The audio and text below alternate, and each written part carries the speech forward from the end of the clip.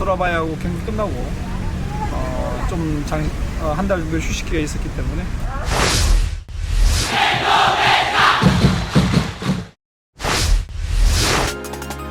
Target TC Timnas U20 mental pemain melebihi pemain Eropa. Usai puas dengan penampilan anak asuhnya di ajang kualifikasi Piala Asia U20 beberapa waktu lalu, Sintayong kembali menggelar TC skuad Timnas U20 Indonesia jelang menghadapi beberapa ajang bergengsi tahun depan. TC di Eropa telah dipilih Sintayong sebagai bentuk evaluasi dari beberapa kekurangan di event sebelumnya. Menurut rencana, terdapat 3 tahapan pemusatan latihan yang akan dijalani skuad Garuda Nusantara, yaitu di Jakarta pada tanggal 8 hingga 10 Oktober.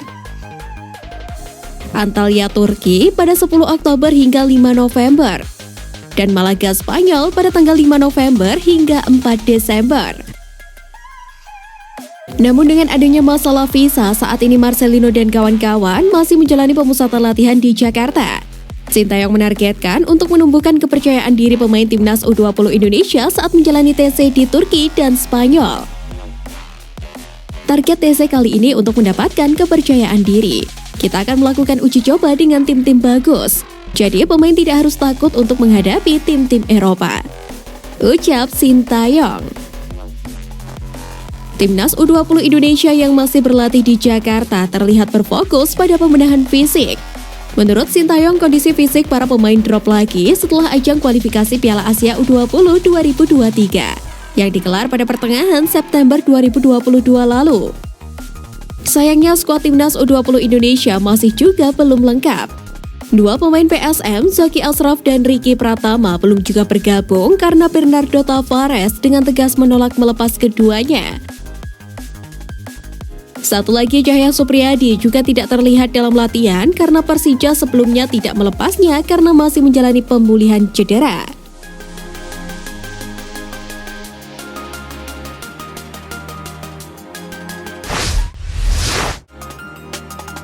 Alasan Sintayong wajib bertahan bersama Timnas Indonesia.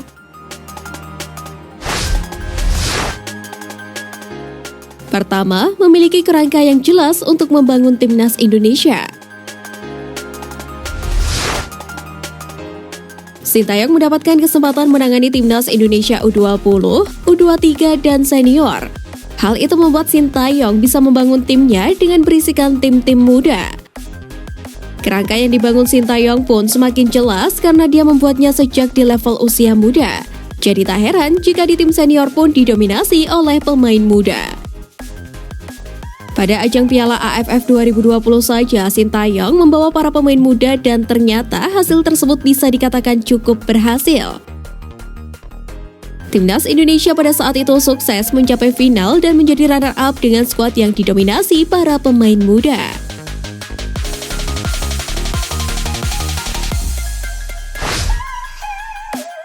Kedua, tularkan kebiasaan baik ke pemain. Semenjak ada Sintayong, para pemain Timnas Indonesia memiliki banyak hal positif yang bisa dipelajari. Baik itu masalah kedisiplinan, menjaga pola makan, sampai bersikap di lapangan. Sintayong memang dikenal tegas, tetapi dia tidak pelit membagikan ilmu kepada anak asuhnya.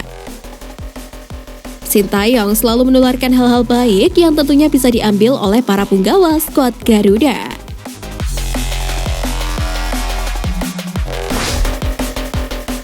Ketiga, punya koneksi dengan klub luar negeri.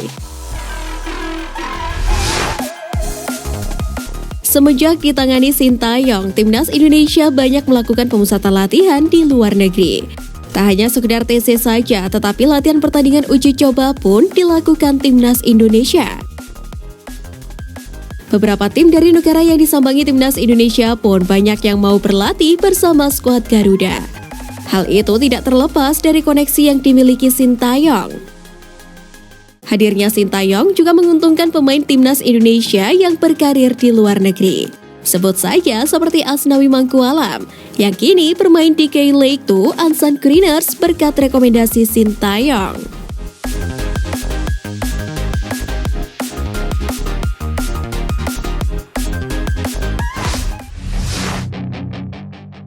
Buka posko trauma healing, PSSI tegaskan tanggung jawab.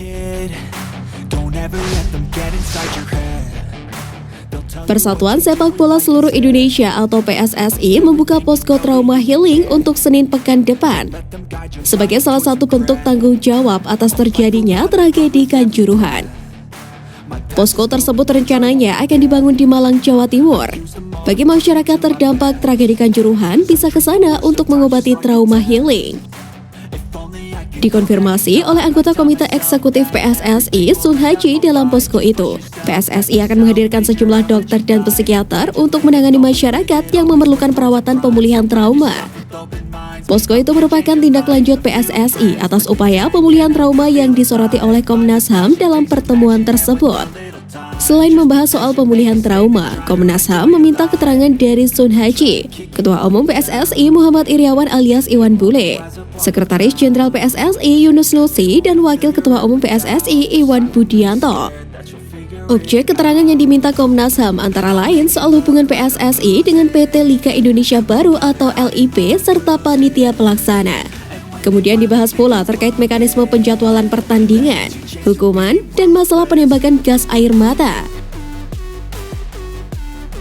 Sun Haji menegaskan Komnas HAM mendesak PSSI untuk mampu menyelenggarakan pertandingan sepak bola yang lebih aman dan nyaman bagi seluruh penonton setelah tragedi Kanjuruhan. Sehingga insiden yang memakan banyak korban jiwa tersebut menjadi insiden terakhir yang terjadi di Indonesia bahkan dunia.